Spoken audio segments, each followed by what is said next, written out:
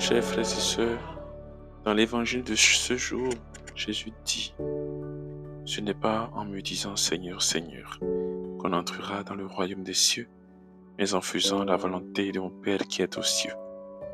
Je voudrais me poser deux questions avec vous. La première est celle-ci. Est-ce que l'homme d'aujourd'hui se soucie encore vraiment du royaume des cieux? Oui, nous y croyons, oui. Nous savons qu'après notre mort, il serait très intéressant d'y aller, surtout qu'on s'y repose et qu'on y est heureux. Mais pensons-nous vraiment à cette réalité? Je pense bien que non. Nous n'y pensons pas. Cela ne nous préoccupe vraiment pas. Cela ne nous hante pas. Nous y pensons de façon sporadique, tout simplement parce que nous sommes préoccupés par ce qui est palpable, ce qui est ici et maintenant, ce qui fera notre bonheur, notre honneur et notre plaisir. Or, l'essentiel n'est pas là. L'essentiel est d'accomplir la volonté de Dieu, donc de croire en lui et de vivre comme lui, il veut, et non comme nous l'entendons.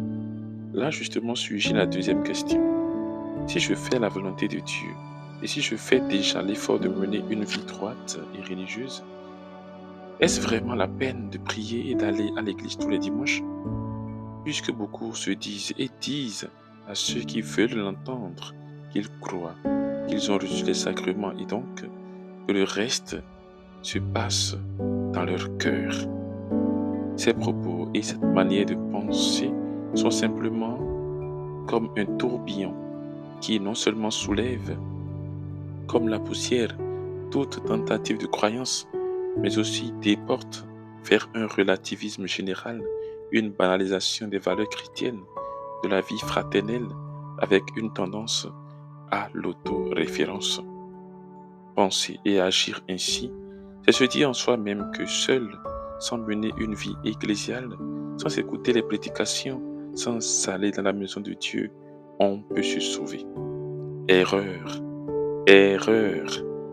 Certes, la vraie religion, c'est accomplir la volonté du Père. Mais avec notre faiblesse, l'on ne peut accomplir de manière noble cette volonté et respecter les commandements sans la grâce que nous recevons dans la prière et la pratique des sacrements. Aujourd'hui, frères et sœurs, construisons notre maison sur le roc. N'oublions pas de respecter la loi du Seigneur et de l'appeler à notre secours. Crions vers lui afin qu'il nous donne sa grâce. Amen.